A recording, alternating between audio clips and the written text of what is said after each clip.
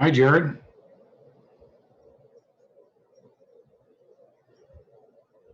Hey, Vern, how are you? Doing well, thanks. How about yourself? Doing good, doing good. Good. You got a nice background there. Hey, thanks. Oh, so have you been doing a lot of Zoom meetings then? And Oh, I have. Absolutely. it's funny how quick things change, and all of a sudden everything goes online. Yep. So true. So true. Good, good. So for the networking piece, are we going to be able to see everybody, or? I think so. That's how I'm trying to set it up. Okay, cool. So Cool. hopefully we can get everybody to, I believe I set it up that way, you know. And then when you are ready for me to present, are you just going to then allow me to share my screen? Yes, yes. Can you do that now so I can just test when I put the PowerPoint in the presentation view if I'm going to have the notes page over on the other side of my other monitor? Can you share it now? Yes, let me try here. Okay. Okay. Let me try this now here.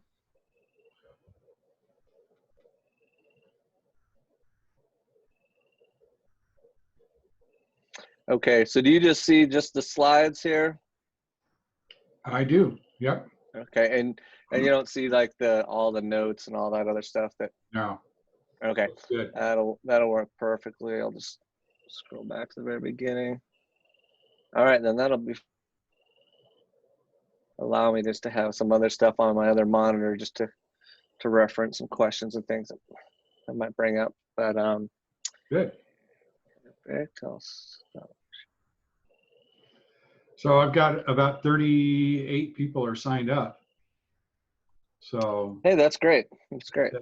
that's about what we normally have in our normal face-to-face meetings, which is kind of interesting. You know, I thought, well, I had no idea. This is the first time we've tried this. Yeah, I mean, we've done quite a few this month, and we really weren't sure. You know, when we set it up and like, okay, well, let's try this, especially with the new CARES Act and all the changes. And so, first few, we're like really sent out the links and okay, let's see who attends. Maybe there'll be 5, 10, who knows? And then the first few, we got over 100, which was great. Wow. So I think a lot of people were at home, have a little bit more time, and stuff. And so we're able to take advantage of watching a webinar where they do other things too. So Yeah, absolutely. I've been, you know, it's really a great tool. yeah, it's surprising, and I don't know how you're planning on doing it, but someone that I work with did one the other night, and they said that they did networking too, and they were some way that they were able to break out everyone there into groups of like 6 people for like 10 minutes, and then every like another 10 minutes they mixed it up, and another 6 people got matched together, and they chatted and got to know each other. And I'm like, I didn't even know you could do that. Yeah, and I'm not sure if I can pull that off. Yeah. I'm sure that takes a little bit of practice. Yeah, I'll have to look at my settings. I did see something like that in one of the settings, but now that we've started, I don't know if I can go in and actually make that happen. We'll see. Well, I think this is something Zoom will probably use more often going forward. I think a lot of people will now that they've kind of realized all the things you can do. But it's still a little bit nicer to be face to face and be able to see the people you're talking to and really kind of read the room and answer questions a little easier. Yeah, that's true. So we will have a beginning period that we're going to kind of go around the room and let everybody introduce themselves. Okay. Figured that was probably the next best thing to be in there, I guess. Yeah. And then also, I want to be able to share the slides. I know I sent the slides to you as well. I don't know if you want to share that with everyone afterwards that attends, or if you want to provide me a list of people, I can certainly send it out to them either way. But we'd like to make sure they get a copy of those slides as well, so they can refer back to them. Okay, maybe we'll put them on the website. Okay, that'd be great. That's something we're trying to get incorporated, is copy the slides and put them up on the website so people can access them later. Okay, perfect.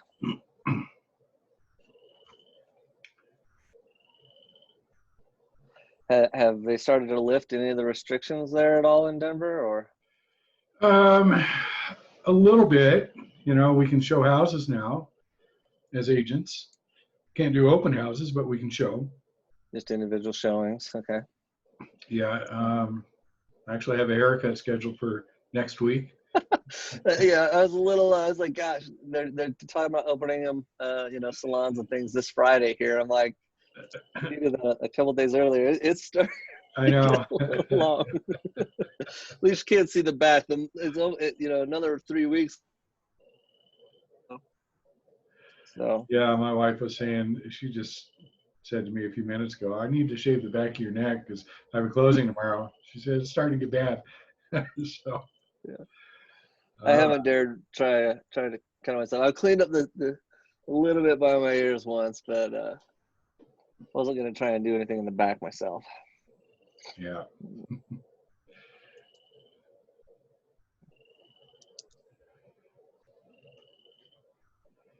Well, we've got 3 people in the waiting room right now.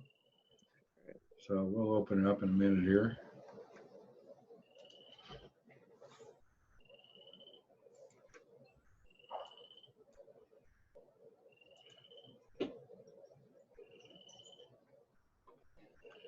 And I'm just going to see if there's any settings I can adjust on the fly here.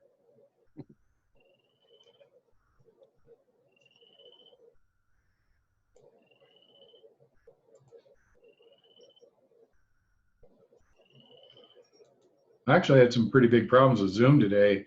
On my laptop, I couldn't get it to work. Oh, really? I'm freaking out, going, oh no, I have a webinar tonight and I can't get my Zoom to work. So I had to go borrow a camera and hook it up to my desktop.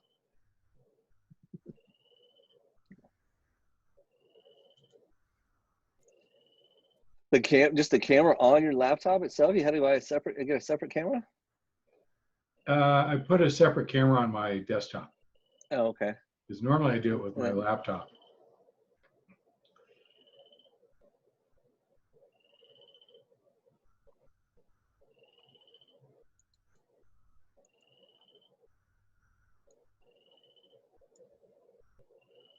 All right, we're going to let people in here in just a minute.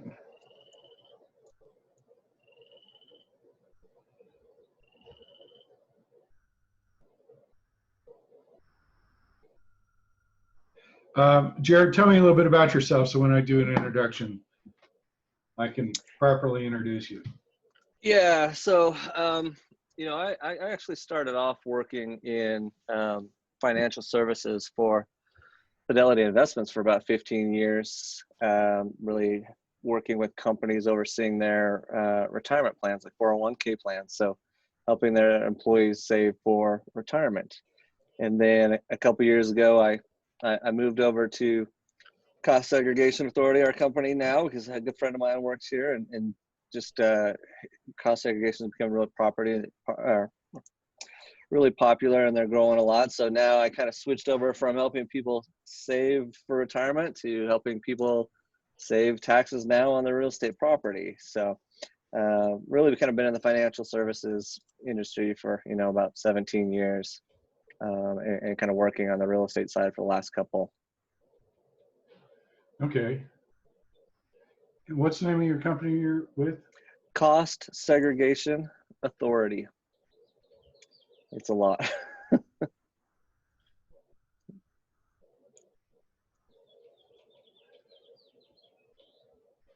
All right. Yeah, and our company's been doing these studies for over 15 years.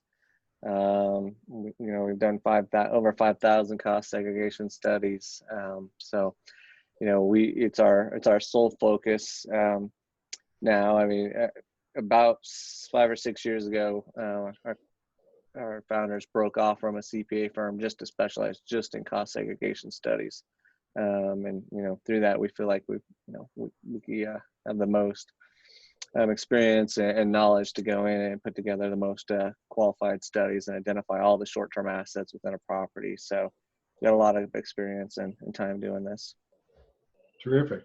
Okay, I'm going to let some people in now that have been patiently waiting.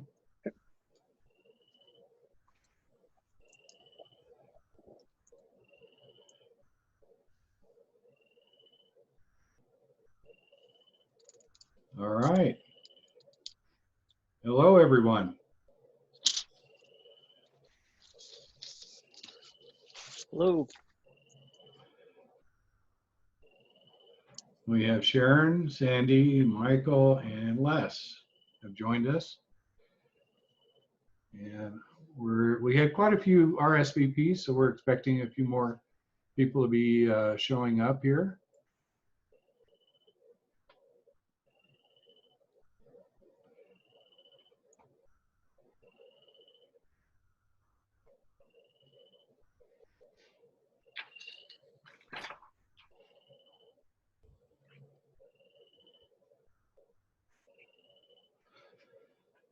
Welcome to the new world. Really? So this is a little bit of a different forum than what we've done. This is our first time actually doing this as a webinar. Normally, for those of you that have not been to our meetings, we meet in a restaurant and do a little socializing and get to know each other a little bit. And then we have a little bit of a presentation. So what we'll do this time is we're probably going to go around the room and allow everybody to introduce themselves. And once we get through that, then we'll move on to the presentation itself.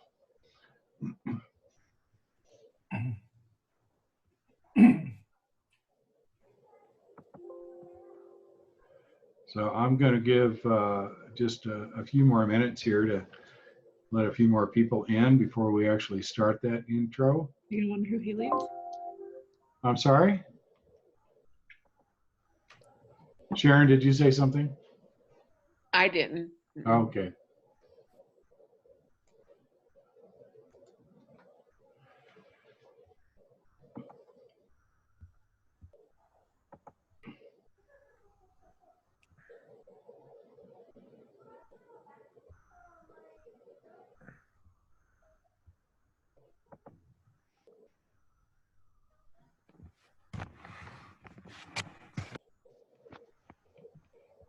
Hi, Mark.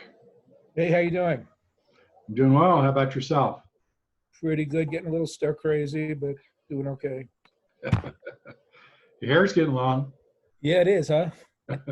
I'm trying to figure out what to do if I could use my beard shaver for my head, you know? Right. That could get dangerous. I keep going back and forth on this Zoom. It keeps losing it. Uh-oh. Okay, there we go. Nope. Anyway, you could hear me, right? I can hear you. Yep. Yeah. Okay. Yeah, I'm Mark Belkin. I work with Vern at Better Way Realty. I've done real estate investing for many years, and particularly single-family homes, and just really enjoy the business, particularly the negotiating end of it. I'm glad you could join us, Mark. Yeah.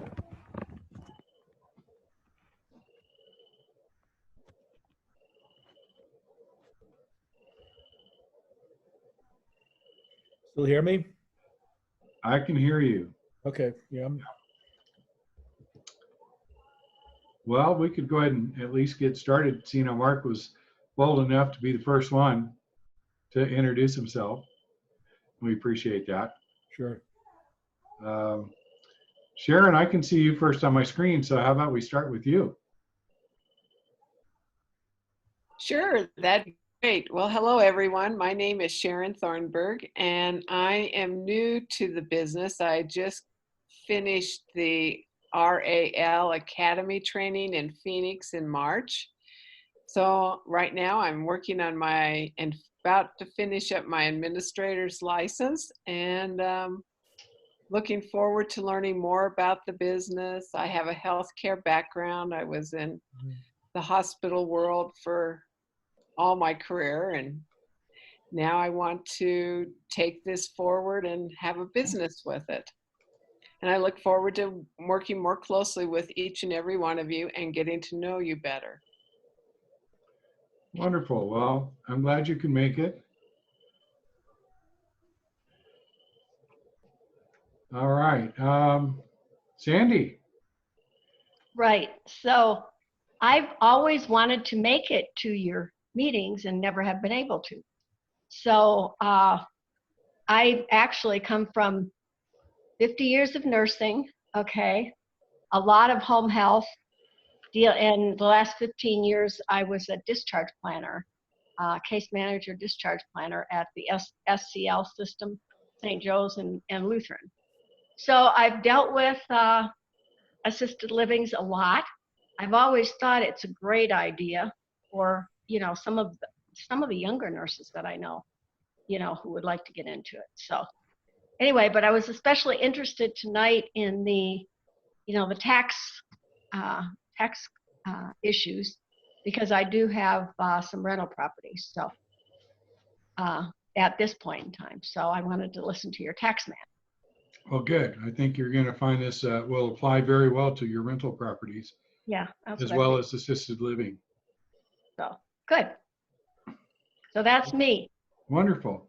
Well, I would bet that some of our members would love to pick your brain about that discharge world and how to get to know people like you. And Yeah. I think that would be really good to maybe And even I'd make be a happy. presentation. I retired 2 years ago, so I would be happy to give them some tips. That would be wonderful. So anyway, Okay. Well, thanks for joining us.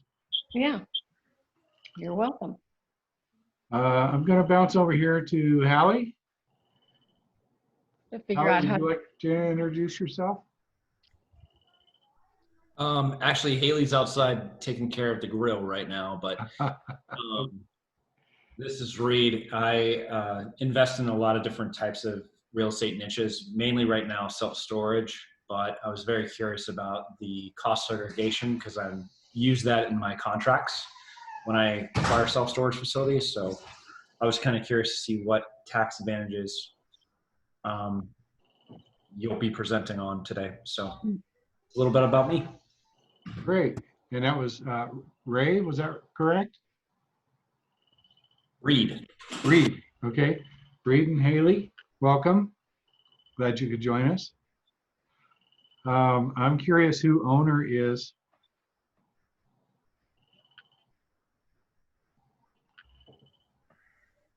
When does they even know?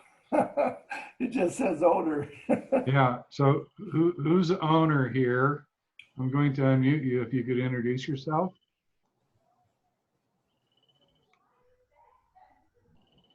Gosh. Hello. Maybe they've stepped away. We'll circle back. Les, would you like to introduce yourself? Sure. Les Simpson. I'm representing VIP Healthcare. Basically, we reduce health insurance costs and even replace them. And for organizations that have 5 or more employees, we're teaching them how to be the unfair hiring and retention magnet. In fact, I just put in chat, I've partnered with a lady, Shar Miller. She's an HR talent management specialist. And we're doing Zoom meetings every Monday, Wednesday, and Friday at 1 for businesses that want to take a look and see how it's working, how it works. But our owners call it the unfair hiring advantage. So love to have anybody on the Zoom meeting. Terrific. And Les is actually one of our sponsors. We thought that his product would fit very well with the assisted living. And Les, that's, as I recall, it's you're doing healthcare for the employees. Yeah, for the employees. Okay, so it's a inexpensive insurance program. Yeah, very inexpensive. And in fact, it's so inexpensive, most of the employers pay the full amount for their employees. And then the employees don't have any out-of-pocket expenses when they need care. It was developed by doctors 20 years ago in Arizona. And we have over 900 Google business reviews saying it's the ultimate hiring tool. Great.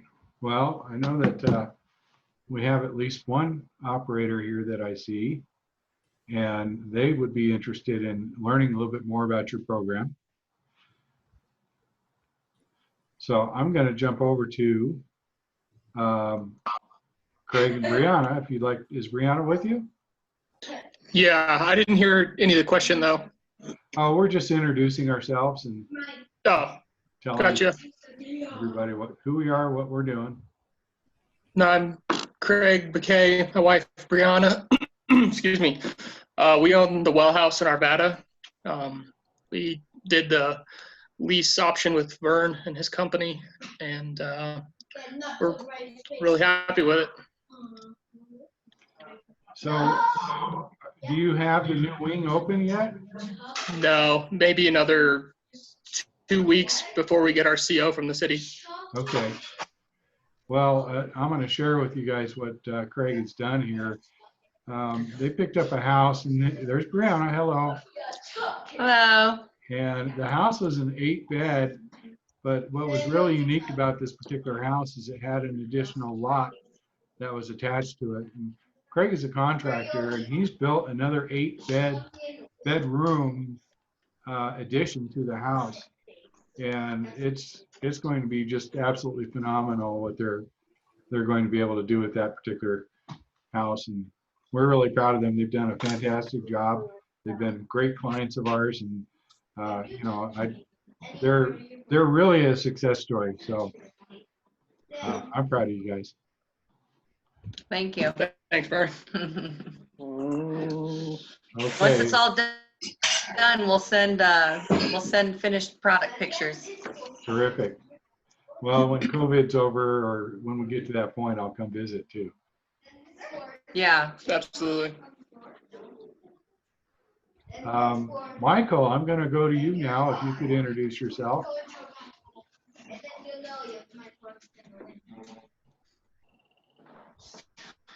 Michael Yates, are you with us?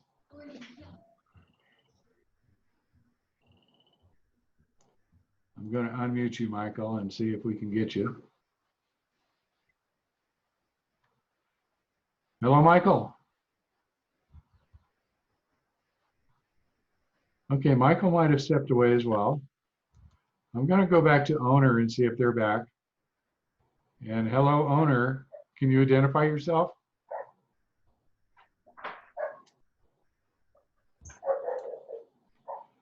And we're not getting anything there. So it's possible some people have joined us without audio. And Jim Tierman has joined us. Jim, would you like to introduce yourself?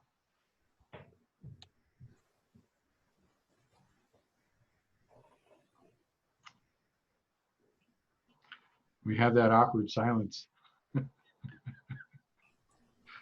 Okay, Jim, when you get a chance, feel free to chime in. Let's see here. I think we've got a few more And maybe Mark participants. back.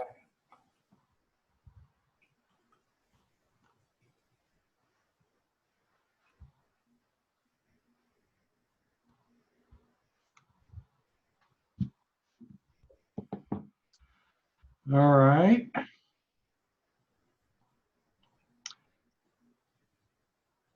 So I'll just take a couple of moments right now, talk a little bit about the COVID and what I've seen. I did see an article in paper the other day, online paper, where the Denver Post stated that there was a lot of deaths in the assisted living residents. But if you dig into that particular article, you'll see that most of the deaths are not in the residential style, but the larger facilities. So I thought it was kind of unfair for them to misclassify the residential in that case. And what I've seen, now I have seen a house that has had a couple of deaths in there, but one of the gals that passed away was already on hospice. So, you know, are we being fair and blaming COVID? I don't know. But most of the homes that I've seen and most of the operators that I've spoken with have really done a pretty good job of keeping this out of the house. And we have seen a couple of circumstances where it's gotten in, but no other deaths that I know of. Now, that's only a handful of people that I've spoken with out of 350. So I'm sure that there's, you know, more out there than I'm aware of. But it seems like most of the things that we see in the reports are coming from the larger facilities. Would anybody like to chime in on that particular subject?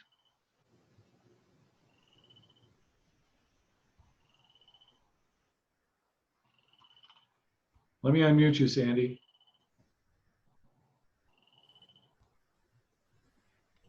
Okay.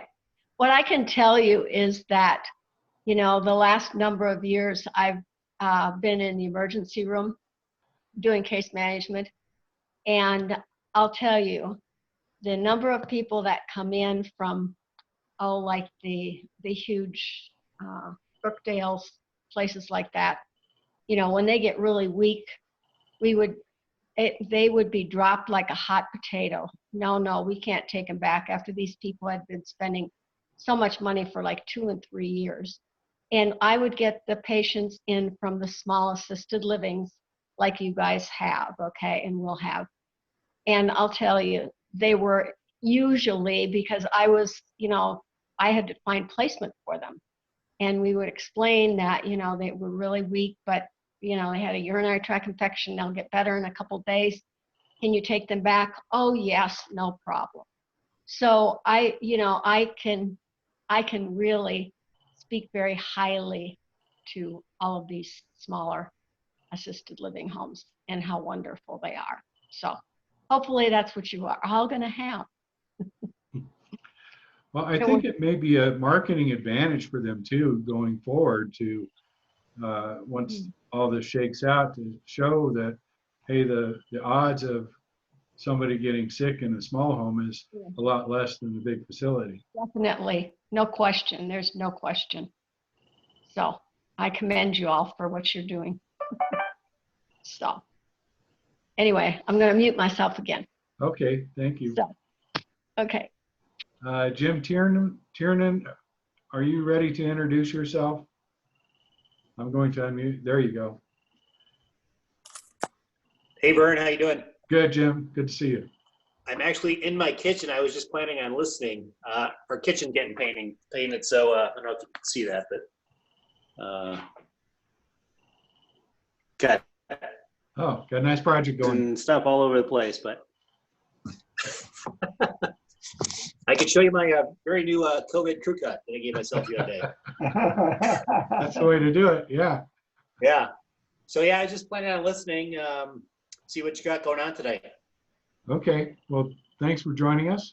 You bet. We're just kind of doing some introductions while we kill a little time before Jared gets started here. And glad you could make it. Thanks. Okay, I'm going to circle back to Michael and see if Michael's available. Hello, Michael. Are you there with us?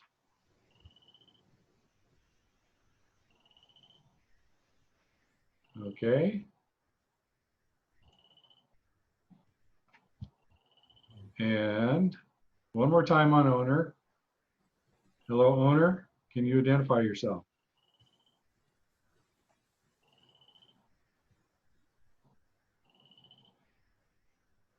Okay, well, we've got a little smaller crowd than signed up, which is always going to be typical. But I think I'm going to move over and let Jared introduce himself. Oh, we do have one more call in. So Jared, I'm going to kill a few more minutes here. And we have somebody called in on the phone. Would you like to introduce yourself? Yeah, Larry Clark. Larry Clark? Yes, Hi, Larry. How are you? I'm doing great, Vern. Good. Thanks for inviting me. You bet. I'm glad you could join us. We're just doing some quick introductions. Would you like to introduce yourself, Larry? Yeah, I'm a realtor locally in Denver. I specialize in senior living solutions, and I've observed your organization from afar. I've attended a few of your meetings and glad you're still doing them during this crisis. Well, thanks for joining us, Larry. Haven't seen you around for a while, but I do remember you. No. Oh, good. Thanks. You bet. And Michael Harms, would you like to introduce yourself to the group? He just dropped off. So we'll see if he can get back in. I'll take this moment and do a little self-promotion, introduce myself. I'm Vern Harris. Most of you know me already. I'm with the Better Way Realty, and my specialty is assisted living. And at a Better Way Realty, we also do some lease options, so we can help you get started. If you're curious about that lease option program, you could go to RAL Academy, I'm sorry, RALLeaseoptions.com, and we have everything kind of outlined in that particular page. I've helped probably about 15 operators in the last couple of years get up and running. So that's my contribution to this space, and I really admire what the operators do. It takes a real heart of gold to do what they do. So my hat's off to you, Brianna. Okay, I don't know if Michael's going to get back in, but I'm going to go ahead and introduce Jared. Jared is with Cost Segregation Authority, and he's been a financial guy for about 17 years. And he explained to me what he did last year, and we thought it was pretty important to bring him in and show the operators just how they can save a lot of money. And when you take a look at what he's got to present, you're going to see a really huge, significant savings, which is bottom line, it's more money in your pocket. So Jared, would you like to take a minute or two and introduce yourself, and then we can get started with your presentation? Absolutely. Appreciate you having me, Vern, and I'm glad that I can be here and present to everyone, and thank you all for attending. My name is Jared Jex with a company called Cost Segregation Authority. Lies in what's called cost segregation tax studies. They're kind of a tax study that can be done on really any type of real estate property that's used for a business purpose. And I'll go through today and kind of teach you about cost segregation, the principles of it, so you can kind of understand what it is and when it applies and how you can use it. But it can be a very valuable tax saving strategy for property owners, especially in times like this. There's been a lot of tax law changes over the last few years with the Tax Cut and Jobs Act that made this strategy even more beneficial. And then just within the last few weeks, there's been a tax extenders bill and also the CARES Act that have made a lot of changes that have some significant impacts on real estate owners, whether it be for commercial properties or even residential rentals. So hopefully, you'll be able to see this and understand this and see, kind of start thinking about how this can apply possibly to your business and tax law changes. So I can go right into the presentation, or if any of you have any questions right now. Okay. All right, Verna, I'll share my screen here and I can start into the presentation. Let's see here.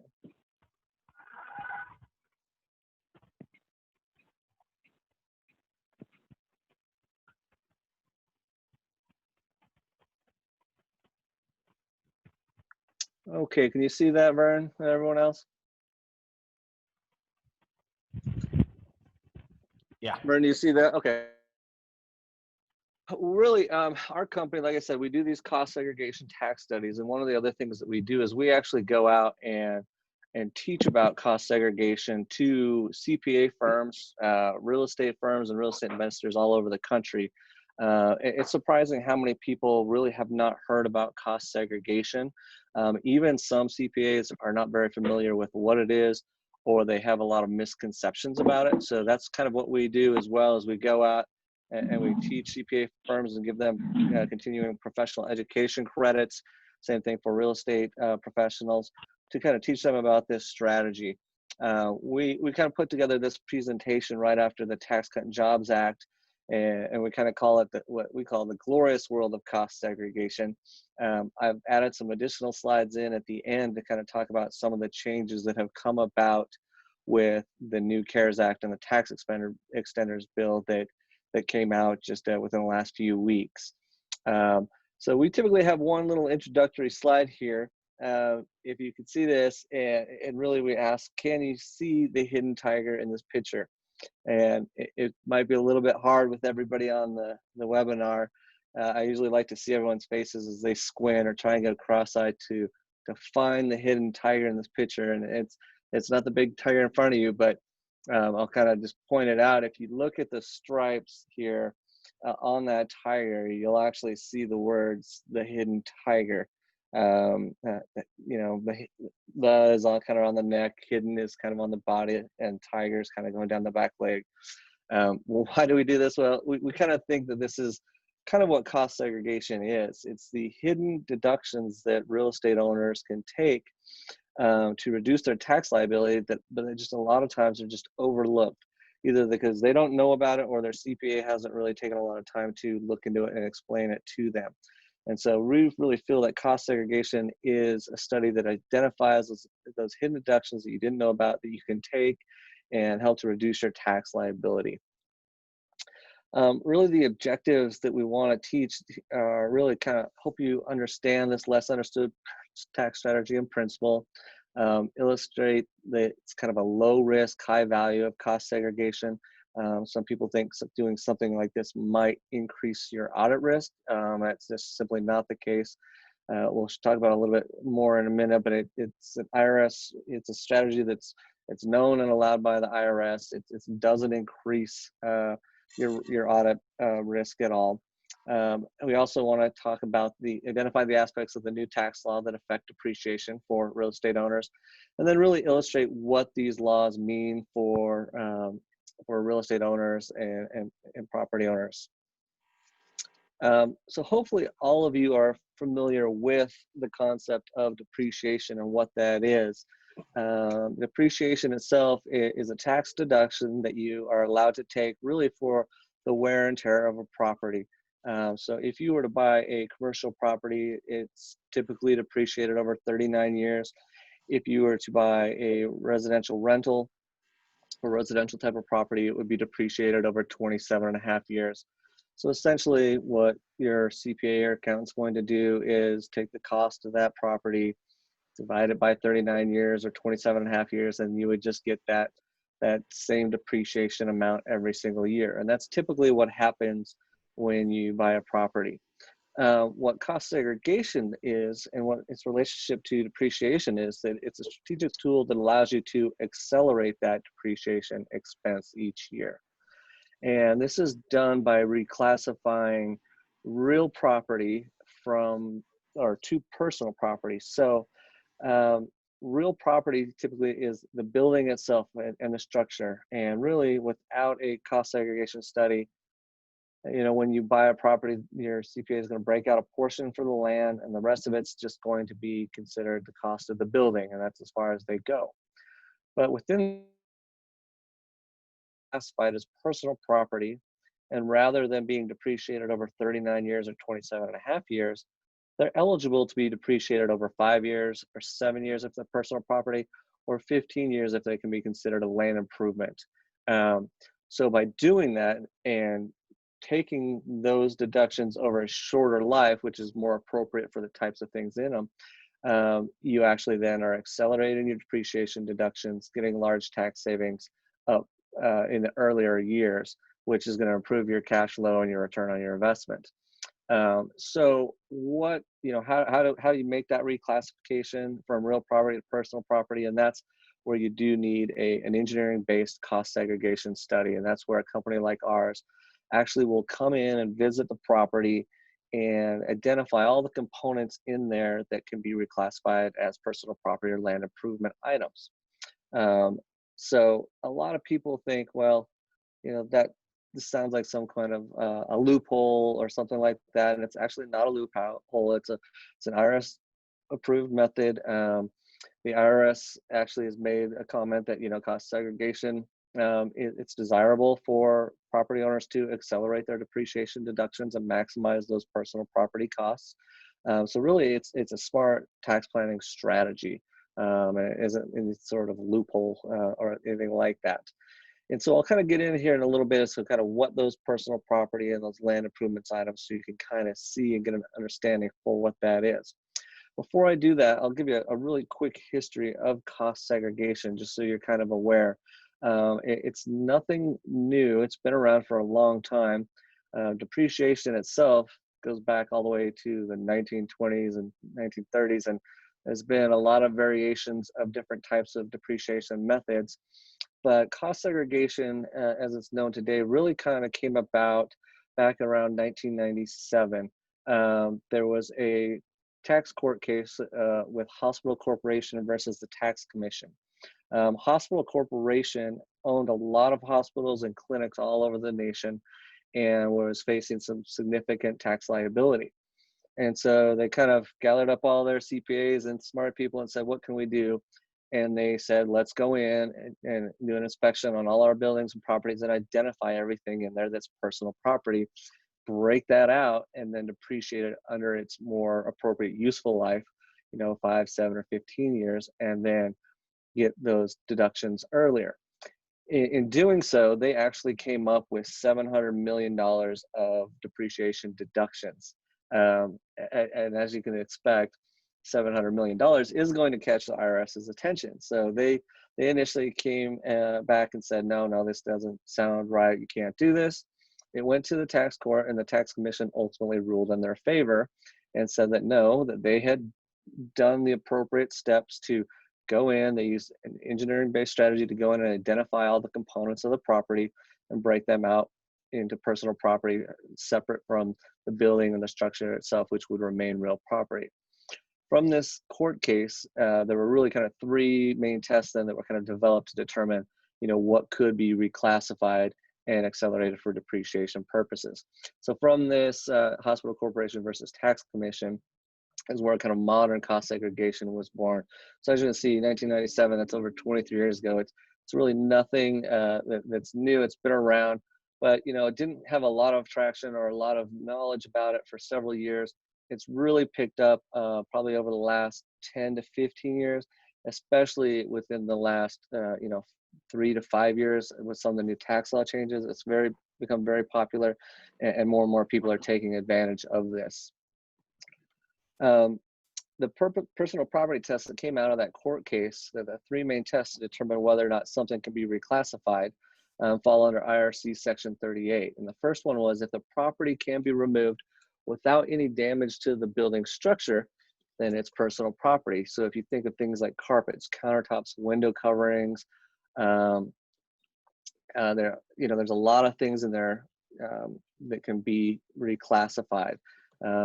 The second test is if the relationship between the asset or equipment or machinery is so close that it would be retired contemporaneously. So we have things like specialty electrical, specialty plumbing, concrete platforms. One of the things I like to use here is if you think of maybe a dentist office or a medical office or even maybe even some of your assisted living facilities. There's a lot of things in there that are unique to the business itself, not necessarily to the building itself.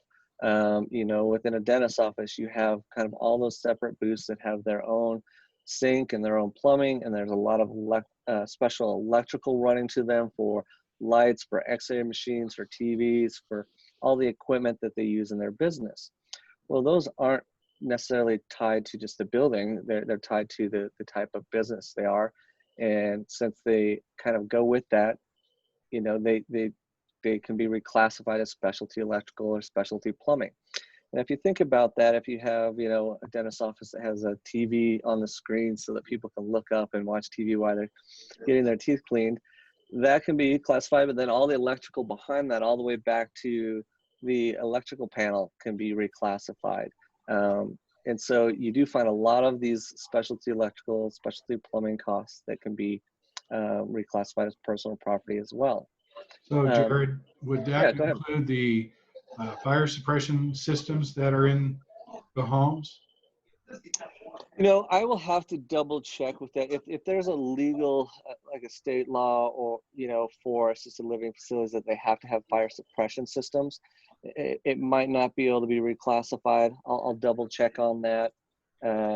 Some places, you know, as part of code, they have to have that as part of the building itself. If that's the case, it probably can't. If it was just put in as something as an extra feature, isn't really required, it might be something we can identify, and I'll confirm that for you. It's a good question. Okay, thanks. The third test is, you know, if the relationship between the asset and the nature of the business are unique. So a couple examples we give here are gas station canopies. Really, it's just a big structure to keep people dry and out of the rain and snow.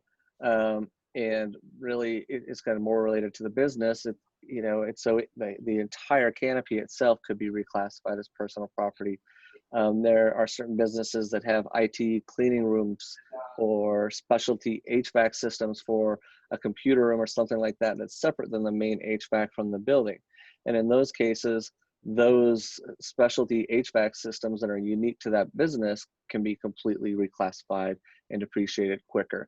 The only thing you can is, you know, every property has to have a main HVAC system that would stay as a real asset, but any kind of secondary unit that's unique to the business could be reclassified as personal property.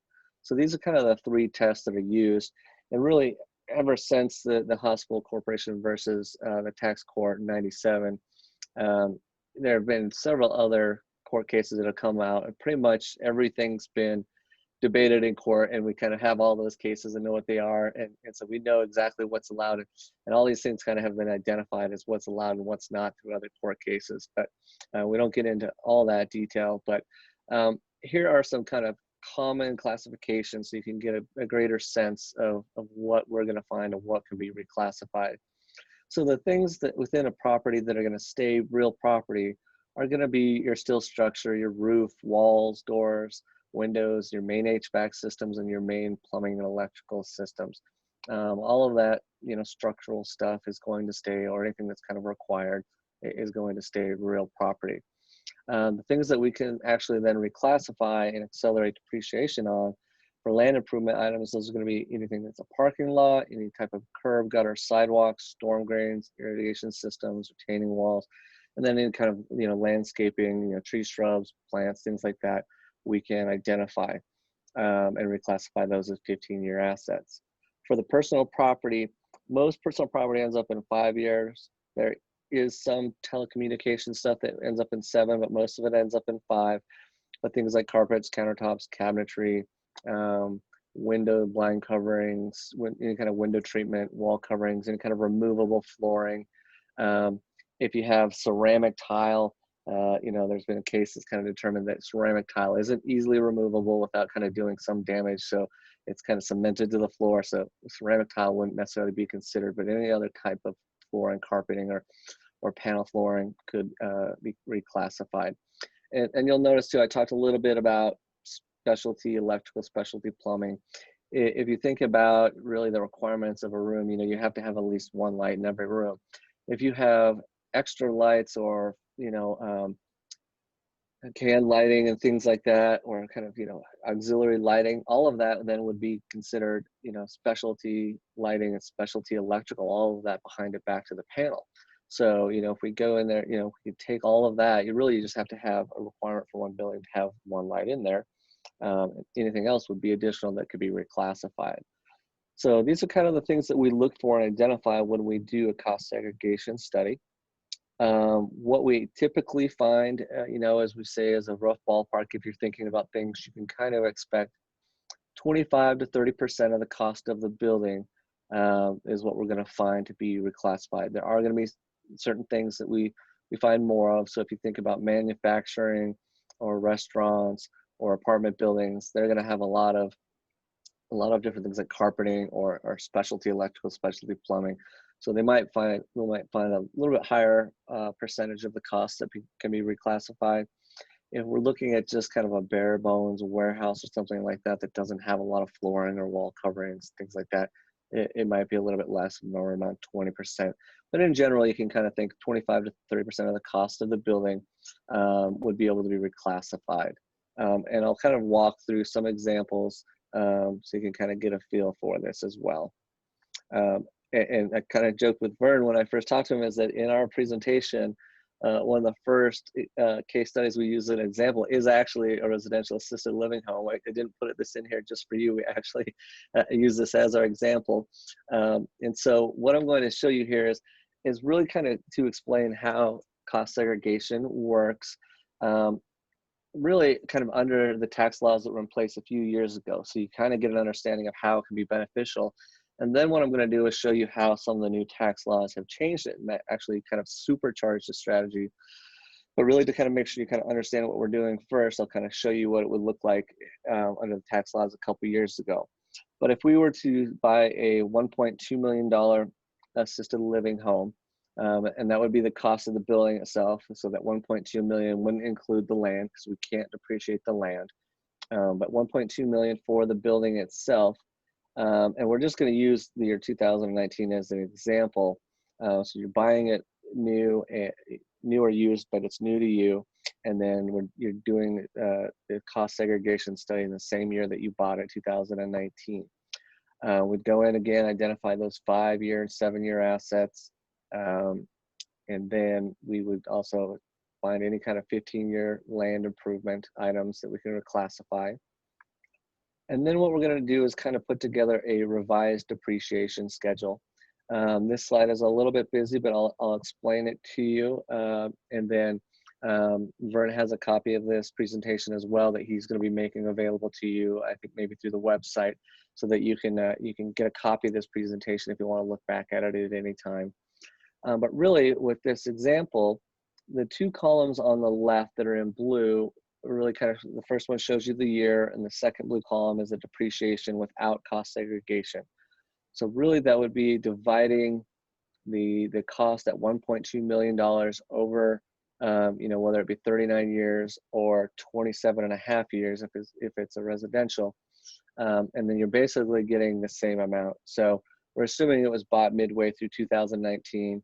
So really you'd be getting about $43,000 every year. That first year you'd get half of that, and then $43,000 every year after. And that's just what most likely your CPA would be doing. They'd take out the land and then they'd break up that 1.2 million over the 39 years or 27.5 years. What we're going to do is go in then and identify all those things that could be reclassified as 15-year, 7-year, or 5-year. And what we're going to typically expect to find is that we're going to find about 27% of the cost in this example can be reclassified as either land improvements or personal property. So if you look at the columns in green there, you'll see the 27.5 years kind of going to be the real property, the building itself is going to stay there. And then we've got columns then for the 15-year, 7-year, 5-year. And we found about, I think it's $324,000 that's being moved over to either 15, 7, or 5 years. And so by doing that and depreciating those over a shorter lifespan, we now have larger depreciation deductions in those first few years. So if you look at 2019 with straight line depreciation, we would have had just under $22,000 of depreciation. However, with cost segregation, we would now have $65,000 of depreciation deductions in 2019. So an increase of $43,000. And then that would be kind of a relative tax savings of about $17,000 in 2019. That kind of assumes that a federal tax rate of 35% and a 5% state tax. And then if you look at 2020, instead of having $43,000 of depreciation deduction, they're then going to have $113,000 now because they've got a full year of that accelerated depreciation, and they're going to $9,000 in depreciation deductions or a tax savings of about $27,000. And if we then look over kind of the first 5 years, we would increase their depreciation over straight line by $196,000 for a tax savings of about $70,000. And then when you look at kind of the present value of all those tax savings, it's about $50,000 present value of the tax savings. So that's money that they're not going to have to pay in taxes. That's money that they're going to have now as cash flow to either use for their business or reinvest in new properties or in their business more. Any questions on that really quick? Does that kind of make sense? Yeah. Okay. I'll give you another case study here real quick. Kind of the same thing. We're going to assume it was purchased in 2019 and that we're doing the tax study for 2019 tax year.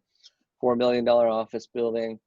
Again, we're going to go in and create the revised depreciation schedule. In this example, the first year under straight line depreciation, they would have had $51,000. With cost segregation, they'd have $167,000 of depreciation deductions. So an increase of $115,000. In year 2, again, we've got then a full year. In straight line, they'd have $102,000, of depreciation deductions. And with cost segregation, they'd have $291,000, an increase of $189,000 again. So these are large increases in their depreciation, which obviously are going to result in some big tax savings. And same property here, this office building over the first 5 years, if you think about it, we're going to increase depreciation $567,000 over those first 5 years for a tax savings of about $201,000. And when you factor in the present value of those tax savings, about $179,000. So depending on the cost of the buildings and things, it can be pretty substantial.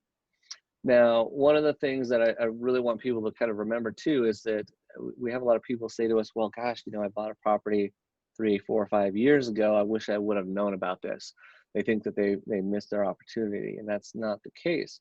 The IRS allows you to do kind of a catch-up study where we'll go in and say, okay, had you done cost segregation at the time you bought it, you would have taken this much depreciation, but you've only taken this much with straight line, and that cumulative difference can now be taken in the current year. So that can lead to some big catch-up depreciation deductions for the current tax year. You don't have to go back and file any amended returns. Instead, we file a Form 3115, which we complete for you. That just tells the IRS that you're changing your depreciation method from straight line to the modified accelerated recovery cost system tables, and that you're then catching up on all that missed accelerated depreciation you could have taken. So catch-up benefits can be huge for properties that you've owned for a while, and we've gone back sometimes as much as 15 to 20 years and still found a benefit to doing cost segregation and catching up, even though they'd already been depreciating properties for that long. So I'll kind of walk you through an example of what this would look like. If you think about that assisted living facility that I talked about, $1.2 million, initially the assumption it was purchased in 2019, but now we're going to assume that we purchased that in 2014. Segregation study for the 2019 tax year. What you'll see is that, starting back in 2004 in that year, and then 43,000 each year after that for depreciation. With cost segregation, we've got that revised table, and now all those amounts, in the total column in the green there, all those cumulative differences above and beyond their straight line amount for that year can be taken then in 2019. So really in 2019, we're going to have a catch-up benefit of $203,000 in depreciation deductions. So they've owned this property for 5 years, and now they're taking advantage of cost segregation, and now they're going to have an increase of $203,000 in depreciation deductions, relative tax savings of about $81,000. So you can see for properties that you've owned, by doing that catch-up, it can be a substantial amount. And a little bit further in this presentation, we'll talk about how with some of the new tax law changes in the CARES Act, that large amount could actually lead to some big benefits, even tax refunds from prior years.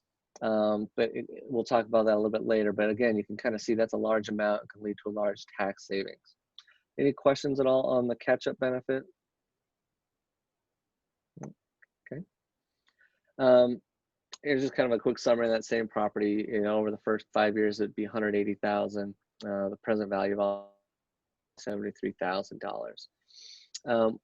We have one more case study in here just to kind of show you. A lot of people used to think that cost segregation only made sense or would only be beneficial if you own $1 million, $2 million property. That's simply not the case. It actually can benefit even small residential rentals, especially if it's something you've owned for a few years and you can take advantage of catch-up depreciation. So here's just a quick example of a $285,000 residential rental purchased in 2014. We're doing the tax day for 2019. We're going to go put those revised depreciation schedules together, and we would actually be able to increase depreciation for 2019 by $48,000 on just a small property. That could be a tax savings of about $19,000 for 2019. So again, it doesn't have to be $1 million, $2 million property for there to be a benefit of looking at cost segregation studies.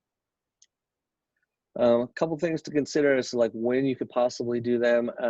What we recommend is that if you have a property, it's always good to get a benefit analysis done. We will provide a benefit analysis for any property that you have at no cost. But a few good times to kind of think about it is for any properties you currently own. We can do those catch-up benefits. If you're purchasing an existing building or building a new building, if you're making renovations or remodels or leaseholder improvements, we can go in and identify the portions of those improvements that can be reclassified. A lot of times those improvements, since they're not necessarily structural, they are going to be more personal property items. Some of it might be walls, windows, things like that we can't take, but we actually do find a higher percentage that can be reclassified of the improvements in the overall building. Another time is actually before a sale of a property, and a lot of people are surprised by that, but you can actually reduce the amount of recapture tax that you pay by doing a cost segregation study, and I'll kind of get into that a little bit in just a few more slides. Also, if there's any type of a property with a 754 step up or any other type of step up in basis, so maybe someone inherits that property, they're going to get a step up in the cost basis of that to whatever the current market value is, and they could do a cost segregation study on that amount, the current value that they inherited that property for. So these are some times where you can kind of think of that, maybe I've done some of these things, or I'm going to be doing some of these things. I do want to kind of maybe get a benefit analysis put together. We can typically turn those around within a day or two, and again, at no cost. And then you can, what we'll do is provide you one of those revised depreciation schedules that's going to show you what the difference would be and what benefits there would be to doing cost segregation.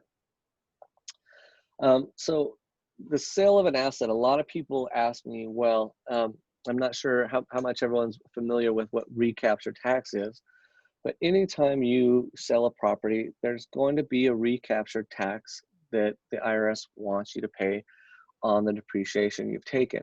And so some people will say, if I'm accelerating my depreciation and taking it quicker, if I'm just going to sell the property in a couple of years, then am I just going to pay all of that back? There is definitely going to be some recapture when you sell the property, but there are a few things to take in consideration. The first is the time value of money. So by not paying the taxes now, you're getting that money to improve your cash flow and reinvest in your business. A dollar today, dollar now is always worth more than a dollar is going to be later. So it's good to take those savings now. The second thing is that a lot of times you're taking these deductions at some of the higher tax rates. Sometimes, it used to be upwards of 40%. Now some of the tax laws, you might not be in that high of a tax bracket, but a lot of times for most people, it is a little bit higher tax bracket than what the actual recapture rate is. So you're taking those deductions against your ordinary income tax rate, which is usually a little bit higher than the recapture tax rate, which is 25%. So you're kind of, taking the deductions against a higher tax rate, and whatever you do have to pay in recapture, you're repaying that at a lower rate of 25%. And the third item is kind of big that a lot of people don't understand, is that you can actually reduce or eliminate the recapture tax on personal property. So that 25 to 30% that we talk about that we're going to break out as personal property, you only pay recapture on personal property if you're selling it for a gain. So if you think about those things that are personal property, the window coverings, your carpets, your countertops, things like that, those things you're typically not selling for a gain when you sell the property. So by having cost segregation done and breaking those out as personal property, you can actually reduce a significant amount of the recapture you're going to pay. So when you kind of take these things into consideration, the time value of money, you're reducing your taxes now, to use that money in that cash flow.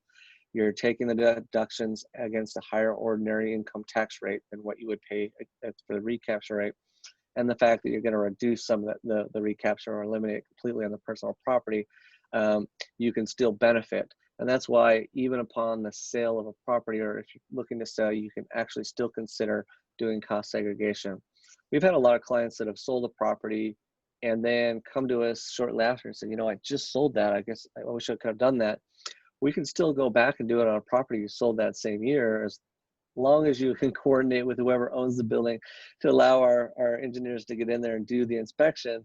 You can still go in and do that and take advantage of that, even if you've already sold the property. So a lot of people, think about that and say, so we do that a lot. Well, we'll just go do the study for someone who's just recently sold the property, so that really reducing the amount of taxes that they're paying on that sale. One other side benefit that we like to talk about with cost segregations is partial dispositions. And really, this is something to know for anyone, regardless of what type of property it is. But by going in and doing a cost segregation study, again, we're going to basically assign a line item for every component of that property. When you first buy a property, your CPA is going to break it out really into two line items. There's going to be the portion that gets assigned to land, and the rest of it is going to be assigned to the building. And that's kind of it, and that's where it stops. When we go in and do a cost segregation, we're going to break it out for, this is the roof, this is the personal property, this is the land improvement items, all of those things. By doing that, you've now assigned a cost to all of those. That allows you to take advantage of disposition rules. So say we bought a property, and 2 years afterwards, we put in all new carpets. Well, carpet is a 5-year item. So when we came in and did the cost segregation study, we assigned a cost to that carpet. We're going to depreciate it over 5 years. Now 2 years in, you're replacing it, but you've only spent two-fifths of that cost. In the year that you then decide to replace it, there's still 3 years left of that cost that need to be depreciated. Now that we've done a cost segregation study and have a separate line item for that, we know what that cost is. And in that year you dispose of that carpet, you can then expense all 3 remaining years of depreciation in that year you remove it, as well as any cost to remove that property. That's something that you can't do if you don't have a cost assigned to those things. So by going in and having a cost segregation study done and assigning a line item and a cost to all these components, then you can fully expense them if there's a cost basis associated with them when you remove and dispose of them. Any questions on that at all? Okay, I'll move along here, and this is kind of the good stuff, because really what I've taught you so far is the basics of how cost segregation kind of came about and what it is, assigning those things to the 5, 7, and 15 years and accelerating that. And I've hopefully shown that there's obviously some tax benefits to doing that. So now when we factor in some of the new tax changes, you're going to see how it even takes us even further beyond. And this is when I wish I could see everyone, because I always see a few jaws kind of drop, when we kind of talk about these things. So there's quite a few. Do you Go mind ahead. if I jump in with a quick question on the Go right previous section? You mentioned doing this cost segregation before a sale. Can you expand on that a little bit? Yeah, so really, when you're going to have two types of taxes that you're going to have to pay. You're going to have your capital gains tax, on any kind of earnings from whatever your cost was to what you sell it. There will be a capital gains tax on that. The second tax that you pay when you sell a property is going to be that recapture tax that I talked about. And that 25% recapture tax is going to be applied to any depreciation that you've taken on real property. If you haven't done cost segregation, everything in the building itself is all going to be real property, so you're going to pay 25% on all that depreciation. But like I said, when we do cost segregation, break out 25 to 30% as personal property, then you're only paying that 25% recapture tax on the remaining real property, and then that personal property itself is subject to a recapture tax, but only if you're selling it for a gain. So, a lot of times you're not selling those things that we talked about, the window coverings and the wall coverings and the carpeting or flooring, things like that. You're not selling those things for a gain. And so that's how you kind of reduce the recapture on that portion that we break out. So by reducing that, you can actually pay less tax when you sell a property with a cost segregation study, because we're reducing the recapture portion. The capital gains you're going to pay on the earnings of the overall property is going to remain the same, but we can reduce the recapture tax. A little bit more.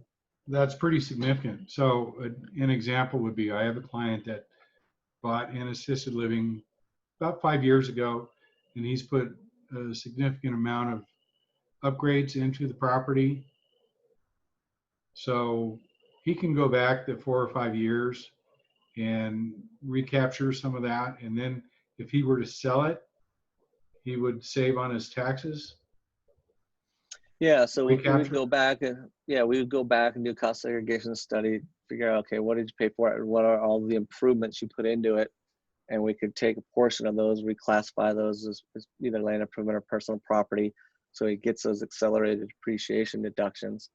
And then when he is ready to sell it at that time, he can pay, because we're going to reduce the amount he's property portion. Terrific. Yep. Great information. Yeah. And if has questions on these things, then feel free to run some analysis and show people a little bit.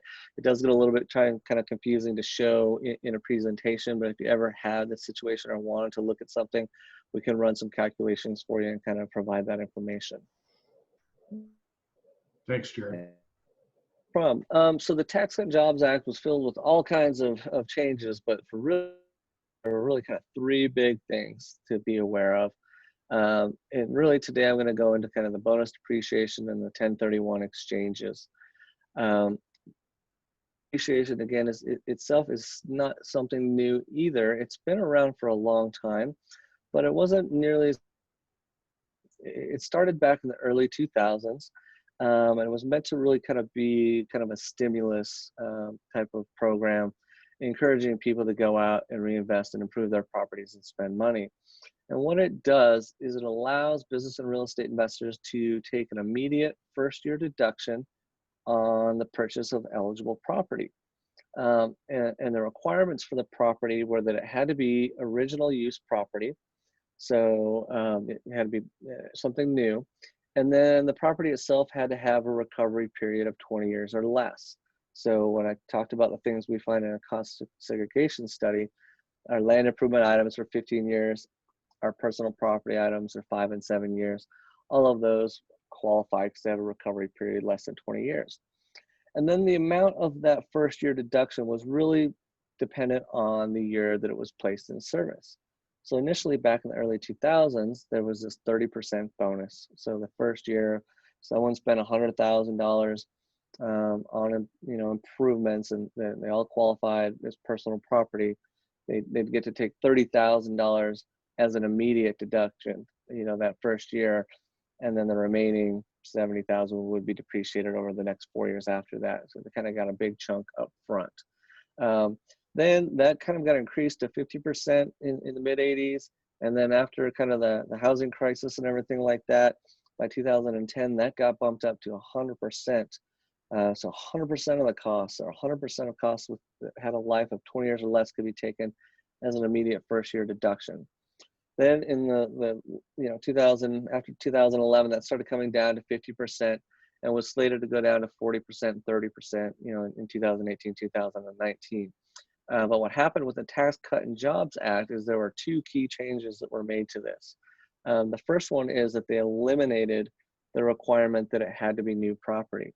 So now, if we think about real estate, any new building, whether if it's new to you, whether it was built brand new or if it was used and you just purchased it, now qualifies as new to you. It doesn't have to be brand new built. Same thing with any new improvements you put into your properties. Those obviously are going to qualify. The second change was that they got rid of the old tables that were scheduled to kind of draw down, and they came up with a new table of 100%. This is what we like to kind of call super bonus depreciation, because this is just huge for real estate investors.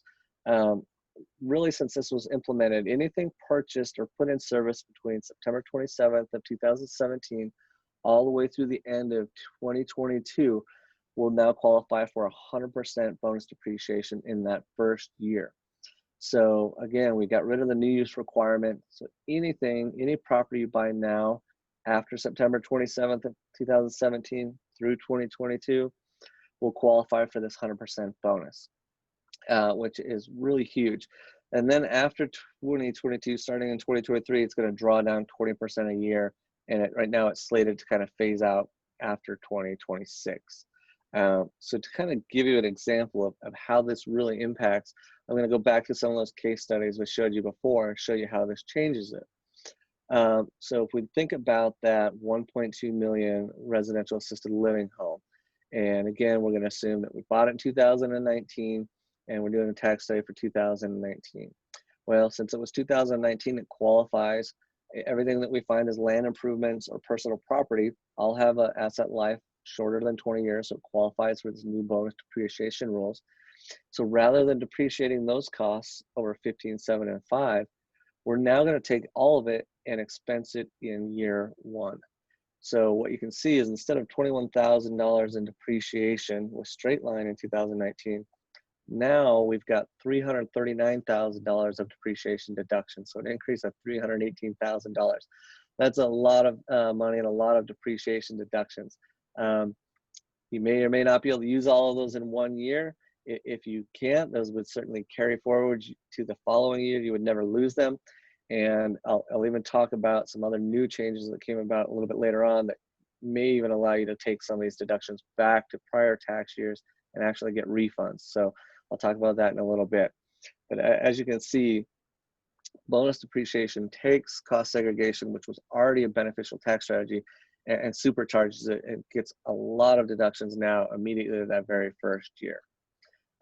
As another example, if you think about a $500,000 residential rental here, same thing, about 2019, and we're doing a 2019 tax study. The first year, they would have only had $9,000 of depreciation deductions. Now they have $141,000 of depreciation deductions, so an increase of $132,000, a potential tax savings of $53,000. Again, that's very significant. Hopefully you can kind of see how bonus depreciation is great for real estate investors. The other big thing that came out of 1031 exchanges, or I'm sorry, out of the Tax Cut and Jobs Act, was a change to the 1031 exchange rules. So I'm not sure how often or how familiar all of you are with 1031 exchanges, but really they allow you to exchange a like-kind property for another like-kind property without paying any type of capital gains or taxes on that. So rather than selling a property or a residential assisted living home, you could do a 1031 exchange and purchase another one without having to recognize any kind of taxable situation. The prior tax laws allowed 1031 exchanges for real property and for personal property. Previously, the personal property things were typically things like art, jewelry, all kinds of things, planes. The Tax Cut and Jobs Act eliminated that personal property is now eligible for this 1031 exchange, and it limits 1031 exchanges to real property. And so this caused initially a lot of confusion within the real estate world as to how this impacted properties that have cost segregation done, because what we're doing is we're going in and we're identifying those land improvement items and those personal property items that can be segregated out and appreciated quicker. So a lot of people were kind of confused. Well, does that mean now that that personal property, if you do cost segregation, does that mean that personal property cannot be exchanged over into the new property? And really, we've kind of seen two different schools of thought with this, and I'll kind of go through them here. And it can get a little confusing, but I'll do my best. And if you do ever have any questions, you can certainly feel free to call me. But the first kind of school of thought with this change was that really it has no impact on a cost segregation study that is then going to be part of a 1031 exchange. So there are things within the code that say that the purpose for identifying Section 1245 personal property for depreciation purposes is different than the purpose for identifying personal property under Section 1031 exchanges. So there's kind of two different definitions of personal property. There's one that gets used for depreciation for federal tax purposes, whereas Section 1031 exchanges typically look at state definitions of personal property, which are not the same as what is used for depreciation purposes. And there's also a footnote in the 1031 exchange rules that even kind of stated that the intent of these changes was still to make sure that real property that was eligible for like-kind exchanges under treatment of the old laws would still be eligible for exchanges after this provision was taking place. And so there are a lot of CPAs that have gone with this first philosophy that says really cost segregation has no impacts. If we come in and do a study and we say of $100,000, now $700,000 is the building, $300,000 is personal property, all 1 million of that still qualifies to be exchanged over as part of that 1031 exchange, and there's no impact. There is on kind of the other side of that a more conservative approach that some CPAs are taking that's saying, no, they're going to kind of be a little more cautious and say that personal property that is identified in a cost segregation study is no longer eligible to exchange over without any tax consequences. And by taking that approach, there then is the possibility that an exchange with personal property from a cost segregation study would generate a boot or a tax liability for that personal property portion. That doesn't necessarily mean that cost segregation wouldn't work for that. It would just mean that you would need to be aware of that, and that when you're looking for a replacement property or a property to exchange into, you would need to kind of make sure that it's going to be a property that has additional personal property that can be identified in another cost segregation study. So we can come in, do a cost segregation study on the new property, identify all of that, and then you get those deductions, which is really going to then offset any kind of tax consequence of that personal property. So for example, if you owned a building and we came in and we identified 25% of personal property, and you do a 1031 exchange, you're not going to want to buy an empty lot that's just land with that, because there's not going to be any new personal property on that. So you're going to want to find another property to exchange into that is roughly going to have the same or more personal property that we can identify in a cost segregation study to kind of offset that, so that there's not really a tax consequence to that exchange. So there's really kind of two different approaches. Really, it's going to kind of be ultimately up to you and your CPA to kind of what approach you're going to take. Your CPA is obviously going to be the one that signs off on your tax return. But either way, cost segregation is still beneficial. It's probably a little bit more beneficial under the first option if you're exchanging everything over, because then there's going to be no tax consequences at all, and you can still do a cost segregation study on the new property and come up with all those additional deductions without any sort of tax consequences. So 1031 exchanges, there's a couple different schools of thought. There really hasn't been much guidance that's come out, but there's been a lot of articles published within Accounting Today and a lot of different other things that still kind of are supporting that first approach, but just something to be aware of.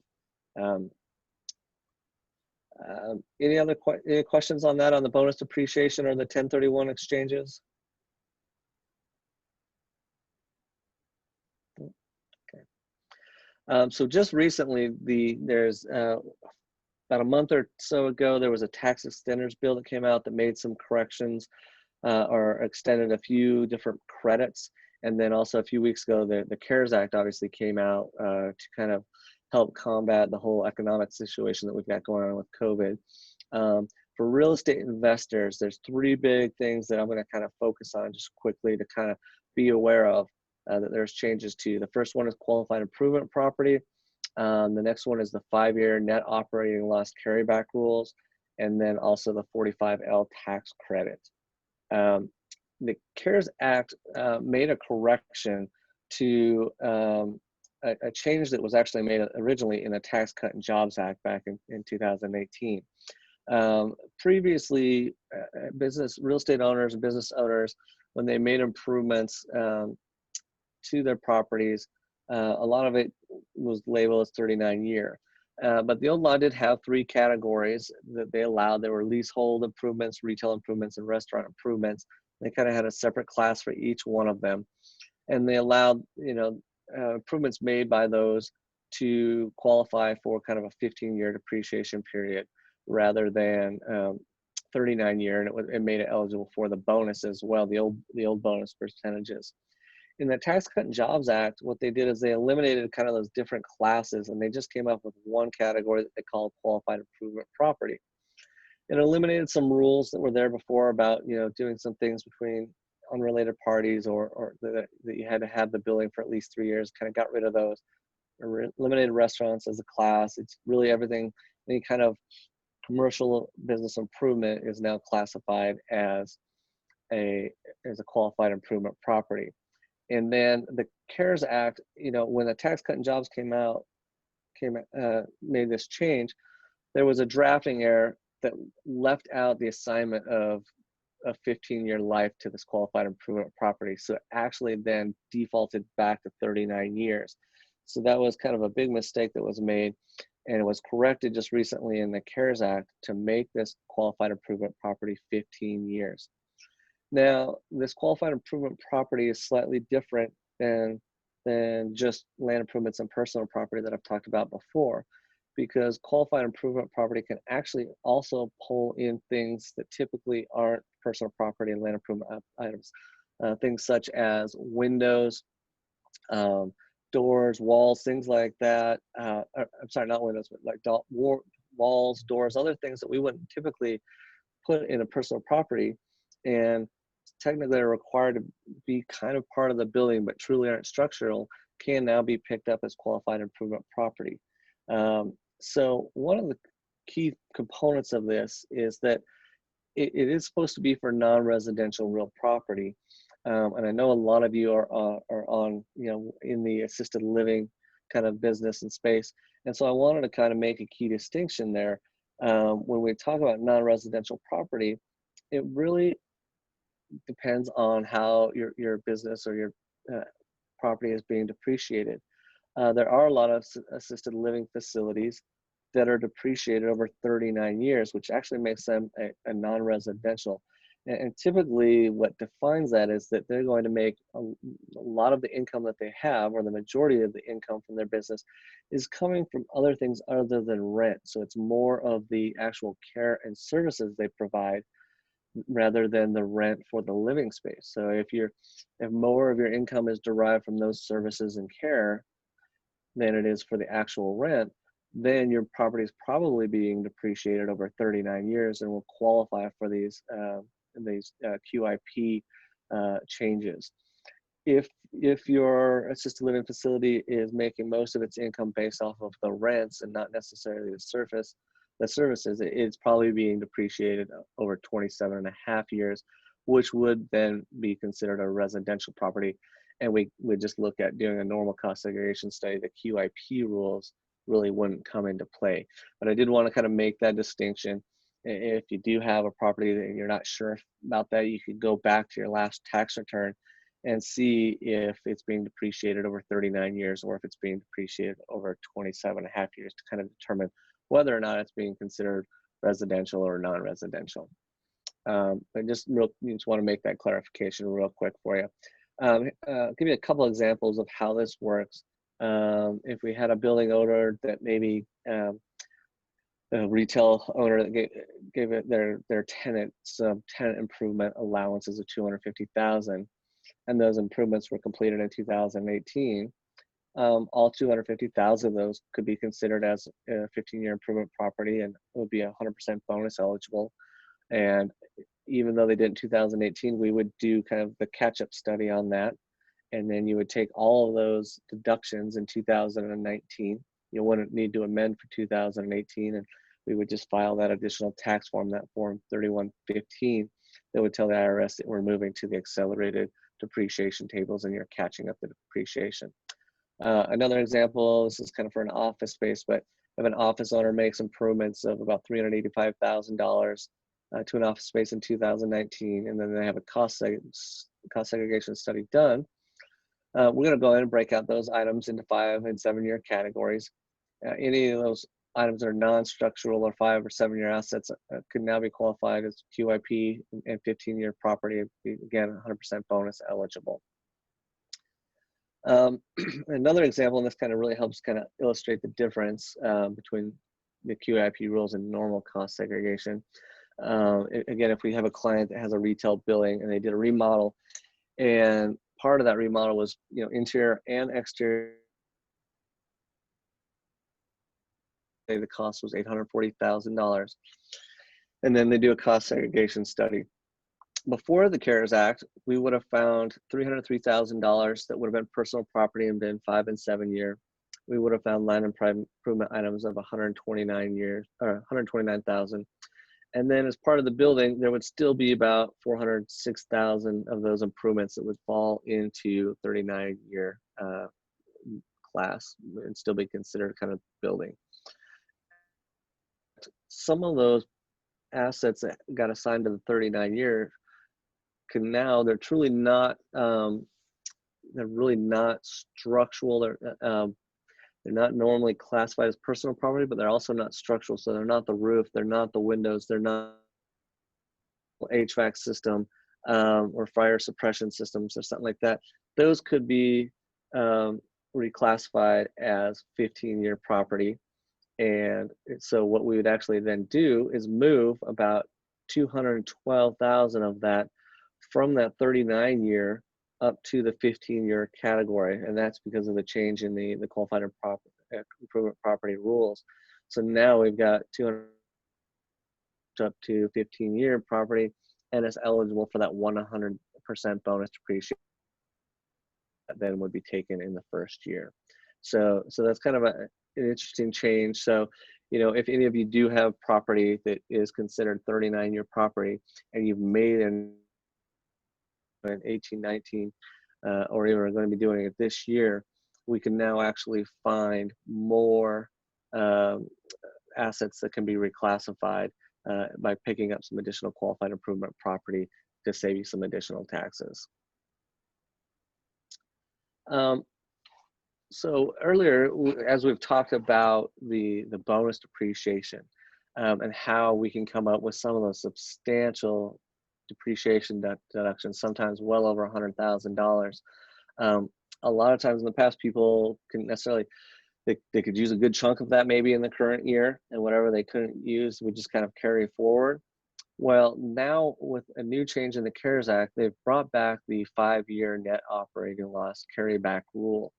And so, it applies to years 2018, 19, and 20. Losses that a business has, and take them back 5 years. So if we were able to generate a net of those years, 2018, 19, or 20, you could go back as far as 2008 or 13, 14, or 15, respectively, back to when the actual tax rates, especially corporate tax rates, were a lot higher than they are at this time. And so by doing so, you could actually go back and get some refunds, and we'll kind of go through some examples of this. So assume that a taxpayer has a taxable income of $100,000 in 2019. The taxpayer owns a building, and we do a cost segregation study, and we find, with all the new bonus depreciation rules, we find $500,000 of increased depreciation deductions that can be taken. Now the 2019 tax liability is reduced to zero, and we now have $400,000 that isn't being used. Normally that would just carry forward. Would never lose any of that. You would just take it in future years. But now there's the opportunity that if this is going to actually create a net operating loss for you, you can actually then take it back as far as 2014 and then bring it forward. And so really we would take that 400,000 back all the way to 2014, and maybe you had $100,000 of tax liability that year. Well, it would offset all of that, and then 300,000, you get a tax refund then back, and then the 300 remaining would move to 2015, offset that year's taxes. If any of these things left, it moves forward to 2016. So you're now going back 5 years with these net operating losses and can actually generate tax refunds even without going back and amending any returns. So there are a couple of considerations with this. Typically when we talk about these deductions that we're finding, a lot of times they are going to be considered passive deductions because they are on real estate property. But the key things that you need to consider about the net operating losses is depending on how your company or your business is structured. If you are able to group them, a lot of times you'll have the real estate, kind of a real estate LLC that holds the building in it, and maybe you have an operating company that has its own LLC. So they're kind of separate entities. But if they have the same ownership, if you own 100% of one and 100% of the other, or you own 50%, and someone else owns 50% of the real estate company, and you both own 50% of the operating company, as long as that ownership structure is the same, they could be grouped together as one economic unit. And so then you would use all these increased depreciation deductions first to offset any of that rental income. Anything that's left over is then going to carry over and actually be able to offset the operating income from the business. And it's at that point really that you're going to start creating these net operating losses. The other time that you can carry that over to offset ordinary income is going to be if you qualify as a real estate professional. The first thing you do with these deductions would be to offset your taxes, any tax liability on that, and anything left over. If you're a real estate professional, then you can actually take any of those leftover deductions and take that directly against your ordinary income on your W-2s. So in these two cases, you can then create these huge net operating losses, go back to prior years and look at getting tax refunds. Some considerations in seeking a tax refund on these is like you can't really, there's no refund until you actually file for the year that the net operating loss is filed. So the time necessary to kind of monetize these net operating losses by carrying them back will depend on, what year they generated in. So if you had already generated maybe a net operating loss for 2018 already, you probably want to go back and talk to your CPA accountant and make sure that they're taking advantage of that and going back to see if they can go back to 2013 or forward to generate a refund. For the 2019 year, there's still opportunities for 19 and 2020 to do cost segregation studies to generate these net operating losses to offset your income for those years, and then anything additional would be taken back and then look at possibly generating those tax refunds. So the taxpayers can request a refund for the year to which the 2018 net operating loss is carried back by either filing an amended return or filing an application for a tentative refund. So you don't actually have to go back and file the amended return if you don't want to, but you could file an application for a tentative refund, or you could file an amended return for 2018. For 2019 and 2020 net operating losses, Again, you have to file a return before you can request the refund. But once you file that return, so for 2019 net operating losses, you would want to try and file your 2019 as soon as possible. And then if you're able to generate a net operating loss in 2020, you wouldn't be able to submit that until actually at the end of 2020, or really January of 2021, after the 2020 tax year closes. The quickest way for you to kind of obtain any sort of refund, if you can generate these net operating losses, is to kind of, again, just request a tentative refund, but under section 6411 by filing either a form 1139 or a form 1045. You don't actually have to necessarily go back and amend. You can just file these tentative refund forms. The IRS then is, required to kind of do a limited examination of that form and issue a refund to you within 90 days after receiving that. Back in the past, you actually had to fill out a form, mail it in, all of these things.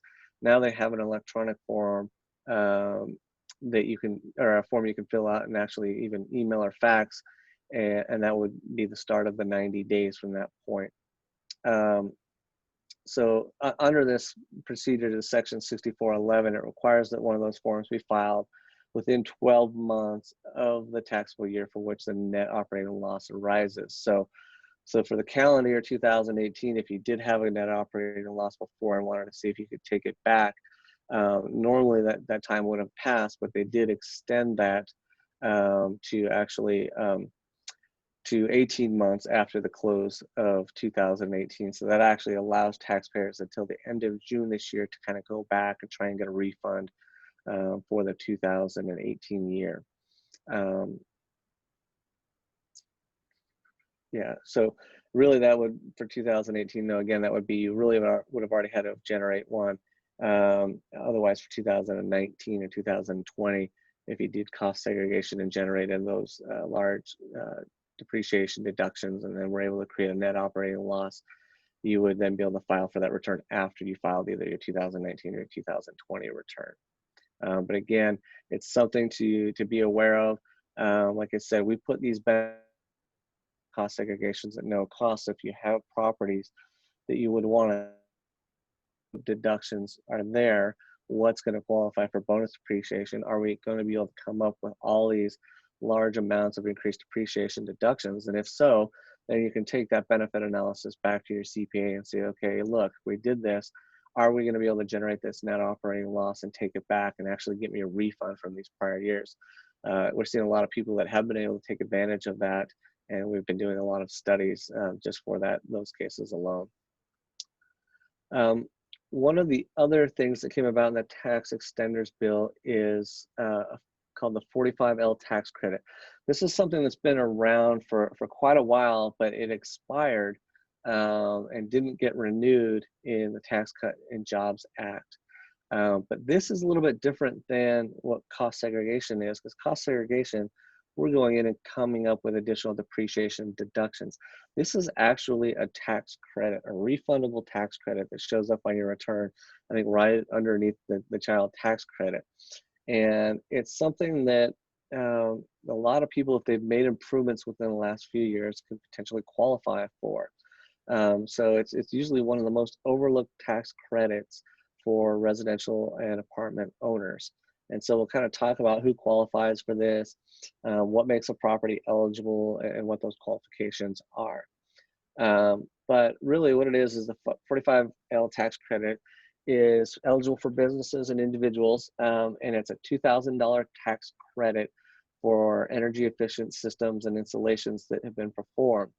Again, this went all the way back to 2005, but then had kind of expired and now has been put back in place. So you can go back now for any improvements that you've kind of made in the last 3 years to properties, if you've made improvements that have made them kind of more energy efficient.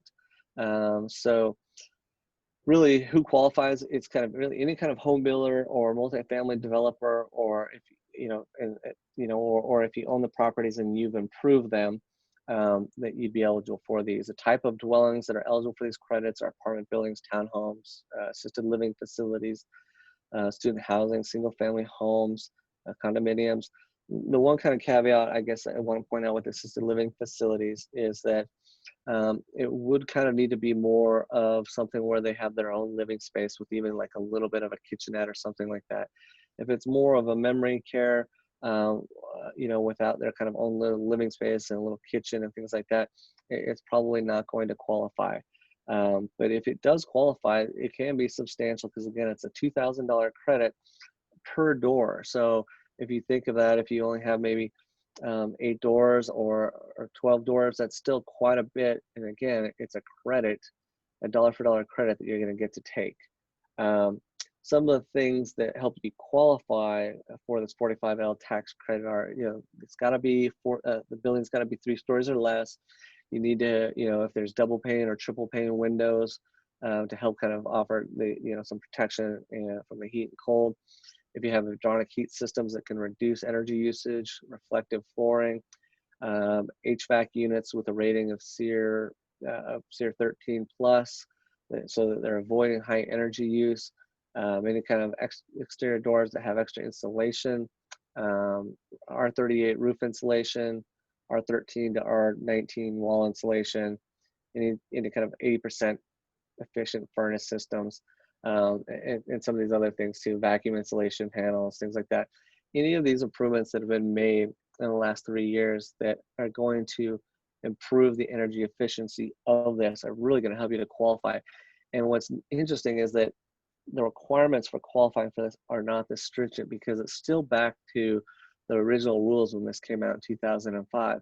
So really, it just needs to be more energy efficient than what the kind of standard was set back in 2006. So really, if you've kind of made any of these type of improvements, it's most likely going to be able to qualify and get this $2,000 tax credit per door.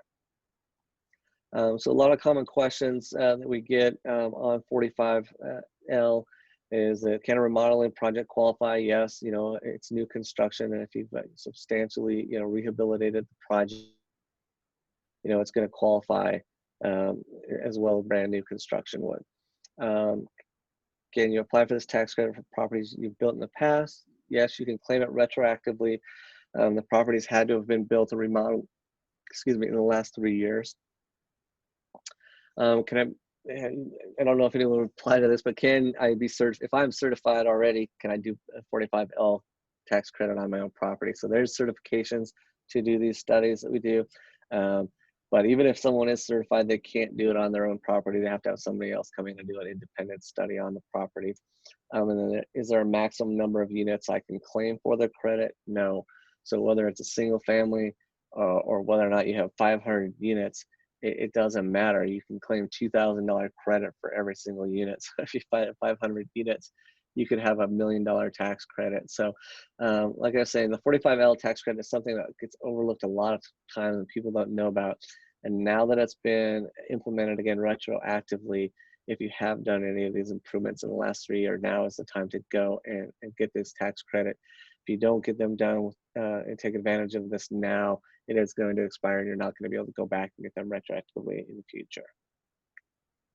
Okay, so I know I've talked about a lot of information and hopefully I've been able to keep you engaged. It's a little bit hard when we can't have a face-to-face discussion, but hopefully I've demonstrated what the cost segregation is, and you have a general understanding and overview of how by breaking out the personal property and land improvement items to their appropriate useful lives and depreciating them, it is going to increase those depreciation deductions and save you money and improve your cash flow. And that combined with the new bonus depreciation rules from the Tax Cut and Jobs Act is going to just supercharge that and find a lot more increased depreciation deductions that you can take up front.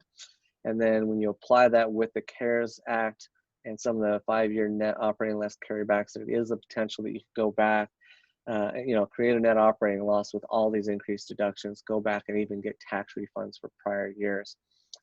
So hopefully this information is beneficial and gives you something to think about maybe with properties you have now or with properties that you want to invest in the future.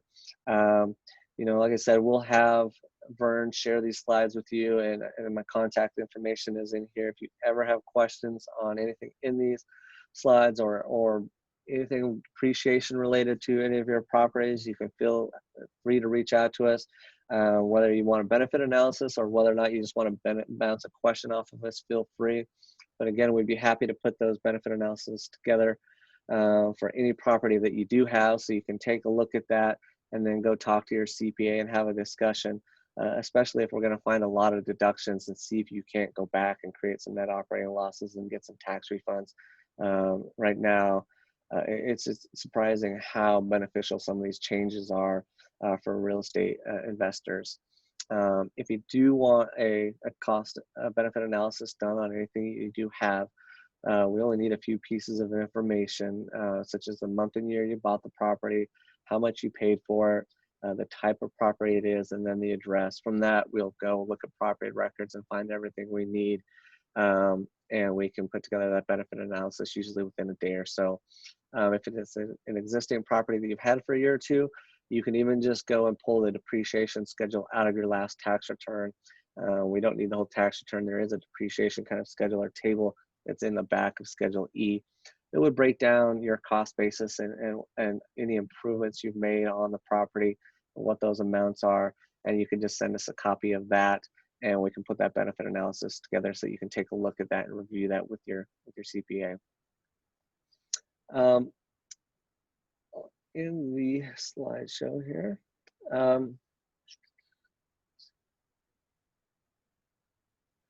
So hopefully that all makes sense. Is there any questions right now that any of you have?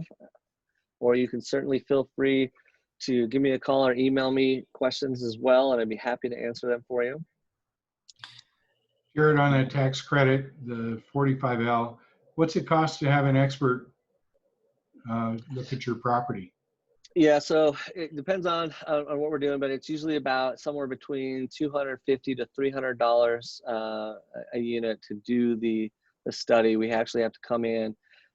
We don't have to do, if you have a lot of units, we have to test roughly about 10% or so of them, but we have to come in with some equipment, fans and things like that, test the furnaces, the windows, the air leakage of the building and things like that, and make sure it qualifies. Okay. Especially if they've made recent improvements, because really they just have to be more efficient than the standards that were put in place back in 2006. So I added a basement remodel to a townhome that I'm currently renting now. And I did this remodel last year, put in a brand new window and upgraded the installation as part of, to meet building code. Could I take a tax credit for those particular items? Yeah, so if those improvements that you've made, obviously if you're putting in new windows, new installations, those are things that are make it more energy efficient. So it would most likely then qualify, and you'd be able to take a $2,000 tax credit. So what we would do is we'd come in and do the test and then provide you a certificate for that. And then you'd be able to claim that $2,000 tax credit on your return. Interesting. So what we'd want to do before we move forward is get a little bit more information on those improvements made and have our 45L guy take a look at that and just kind of confirm that he agrees that looks like something that would qualify. And then we would look at, coming out and actually doing the test. Terrific. Hey, Jared, I got a couple questions for you. Yeah. When it comes to I noticed on your slide you had it mentioned around qualified opportunity zones. So Yes. I wasn't sure if that's part of a different presentation where you kind of see how that can apply. I buy storage facilities primarily, and so I'm kind of looking at that from that perspective, because most of the time when I'm looking at a storage facility, I'm in the actual contract, I'm kind of breaking up what the actual costs are and what I'm buying, so it doesn't increase the amount of the real estate. So generally I'll try to say, okay, the real property is worth this much, the inventory is worth this much, the equipment, the non-compete covenant, the customer list, and the trade name. And that's how I kind of break it up. So I go back to the assessor to basically say, I've only paid this much for it. So it decreases how much they increase the cost of my actual property for, or the assessment value, when I pay a little bit more for it. And I'm wondering how this all plays into the qualified opportunity zone and some of the things that you kind of showed. I saw you had warehouses on there, but I only saw that it was like 20%. So I wasn't sure if you've done any for self-storages. Yeah, we've actually done a lot of self-storage, and it kind of it varies from one to the next. A lot of self-storage, some of them will find a lot more than that 25 to 30%. It kind of depends on, what type of perimeter fencing do you have and things like that. A lot of that could be classified as what type of, walls do you have between the self-storage, the doors, things like that. So a lot of them will find a lot more than that 25 to 30%. And on the lower end, we're probably maybe, still around that 20 or 25%. So we would actually kind of need to look at it and see what type of self-storage it is. But we do a lot of self-storage facilities. And we've actually, even some of our owners of our company, they actually own some self-storage themselves. So it's something that can be looked at, can be very beneficial. As far as the qualified opportunity zones themselves, it actually did used to have a few slides in this presentation. I took them out for time purposes because I really felt with the new CARES Act that came out and some of these new rules that I really wanted to kind of focus on them. But if you do have questions about the qualified opportunity zones, we'd certainly talk about that with you another time. They are a benefit to be aware of. The final regulations have kind of finally come out, a few months back, but they're a little bit more complex than they were originally intended to be. And so there's kind of just a lot to talk about there. But I'd certainly be happy to talk with anyone, outside of this call about qualified opportunity zones and what to look at there. Okay, thank you.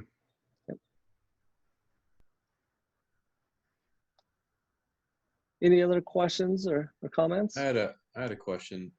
We purchased a house last year, and we're renting it out now. We're going to be turning into assisted living in the starting end of this year probably. But if I've already filed my taxes for last year, can we go back and get the supercharged bonus depreciation of 100% if that was not done? Yeah. So what we would do. So you bought the property last year, you said? Yeah. And you're doing the improvements now, or it hasn't started yet, but by the end of the year. So did you put the property in service last year and actually depreciate it at all? It's as a rental, just as a rental, standard Just as a rental. Okay.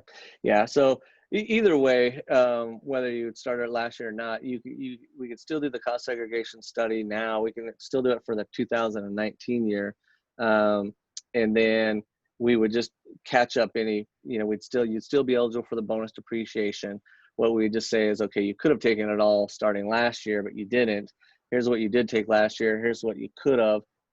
That difference will now, just take all of that in the current tax year. So just you don't have to go back and amend or anything like that. We'll just catch it all up this year. Even though it's the second year technically, then we'd still be able to do that. Yeah. Okay. So we can do catch up, what we kind of called the catch up benefits. We can go back and do cost segregation studies on properties that people have owned for 10, 15 years and still make up a lot of that missed accelerated depreciation. In bonus is the same thing for anything that was purchased 2018 or later. Okay. You could, if you could have taken that accelerated bonus depreciation in 2018, then when we do a study now, whether it be for the 2019 tax year, or the 2020 tax year, whenever, we can still go back under those rules, apply them, and take that accelerated amount and just catch up whatever you didn't take and take it in the current year. Okay, I just wasn't sure if the bonus was included in that, but okay. Yep, all it right. is. Yep, absolutely. Okay, thanks. Hey, Jared, just one other quick question. So do you find that many of the property owners are taking that cost segregation study and then bring it back to the assessor to say, this is what my property is truly worth? No.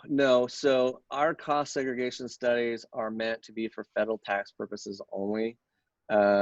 We don't do it. It is separate than an assessment, because what we're actually looking is at the actual costs that you're paying, and those are the costs that your CPA is going to look at and put onto your tax return and depreciate. It really isn't going to be what's used to assess the current values or the taxable county and state values of the property. It really is just for depreciation and federal tax purposes. Okay. All right. Yeah, I just wasn't sure if you could say, okay, well, this is further justification as to these are all the personal properties. You know, I mean, I know people will take our studies and say, like, hey, look, I got these amounts and here's what they are, but I don't know that the assessor is going to take them. And that's not our intent with the studies. We even have some language that, you know, really what we're doing is identifying personal property and things that under federal law that can be used for depreciation. When it comes to your county assessors and your personal property taxes and things like that, there are some different definitions and things of personal property and how things get treated from federal depreciation purposes. And so you're not necessarily comparing apples and oranges. And so we don't necessarily, we kind of have a caveat in our studies that it is for federal depreciation purposes, for your federal tax return. But I know some people do take these amounts and talk to their assessors about them. Okay. Thank you. Thanks for the presentation. Oh, my pleasure.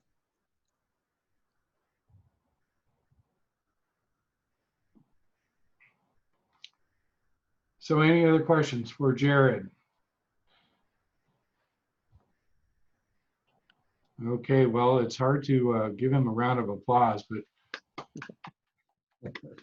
thank you very much. That was really good. A lot of information there. It certainly is a lot of information, and I know it can be a little overwhelming, especially where I'm doing most of the talking straight through.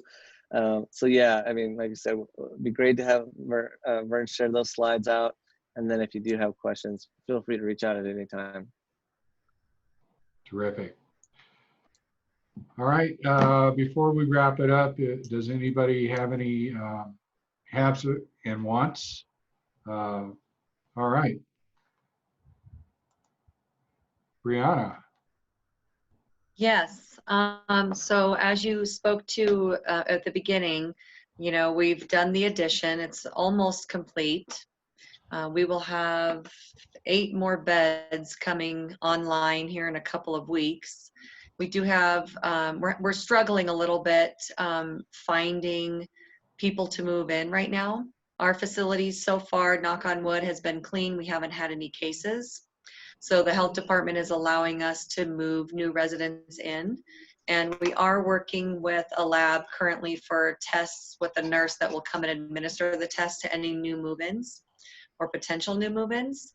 And so if anyone has any resources, we've been calling the rehab centers and the hospitals, letting them know that we are accepting new move-ins, because I know there are a lot of facilities that aren't currently. So if anyone has any resources other than that you can think of or know of any other, I've also spoke with placement agencies as well. You know, obviously their traffic is down as well. It's just a crazy time. But getting the word out and letting everyone know that we are currently taking new move-ins. And if there's any other resources available that you might know of, please let me know that we could take advantage of or get in contact with and build that relationship. Terrific, congratulations. You should talk with Sandy, who is on this call. And Sandy has many years as a discharge person. She's retired now. But I think you were maybe handling the kids when she introduced herself. Yeah, you've probably seen the little one running in and out of the picture here. Right. So it'd Here be I am. good. Sandy, meet Brianna, meet Sandy. Yeah. Hi. I sent you a private message on the Zoom group chat too. I don't know if you saw that because my husband was saying something and I missed the whole introduction. So No sweat. I'll look you up, Brianna, in the meetup. Can I? How would I get a hold of you? Well, you can give me a number right now, I guess. Yeah, let me give you my phone number. Okay. It's 303. Okay. 489. Okay. 9025. Okay. And Sandy, let me get yours as well. Yeah. It's 303 324 3553. Perfect. Thank you. We'll talk offline. Okay. Sounds good. Thank you. Okay. It's very good. Thank you very much. Thank you. Terrific. Thanks, Vern, for setting it up too. You're welcome. Any other haves or wants that we might want to talk about? Oh, one more thing. Certainly. Okay. So just off of assisted living, but we also have a rental property that we do not have listed on the market yet that we will be selling. It's already has renters there that want to stay long-term. They've been there for 3 years. They love it. They want to continue staying. But currently they're looking for a new place because their lease is up at the end of June. And so if we could find a buyer to go through, maybe just an attorney contract, anyone that's interested, let us know. It's a great little property in Arvada, so just off the subject. Okay, well, hopefully this is the right place for it. We always have some investors here. Great investment, absolutely. But it was a great investment for us, so. And how much are you asking for it? $415, it's worth $450. But because we don't want to go through the buying agent commissions and all that, we've just been willing to reduce the price to avoid all of that, so. And how much does it rent for? Right now it's renting at $2,000 a month. It could rent for more. Like I said, their lease is up in June, the end of June. So potential buyer could increase rent or could keep it, you know, it's cash flowing. So right now it's about 6% rate of return, roughly, at the 415. That's without any capital or anything, but the property's in great shape. So it was a property that we purchased back in 2009, and Craig redid the entire interior. So looks great. Terrific. Yeah. Okay. Okay. That's it. That's all I had. Any other hats at once? Sandy? No, I said I'm going to sign off. Okay. Well, thanks for joining us. So it's great to meet everybody. Good Okay. to meet you too. Bye. And I'll just announce I do have a assisted living in Pueblo right now. It is currently at 14 beds plus. It has 4 independent living. These are long-term lease for some houses on the same block. And it can go up to 16 bed. We've put in the application for that. It has a pro forma of around $210,000 a year before your debt service. And it's all MI, so fairly easy to operate. If anybody has any interest in that, please reach out to me. And most of you should have my number, but it is 303-888-0078. Well, thanks everybody for showing up. I hope that you got something out of this. We're trying to bring value to the community here.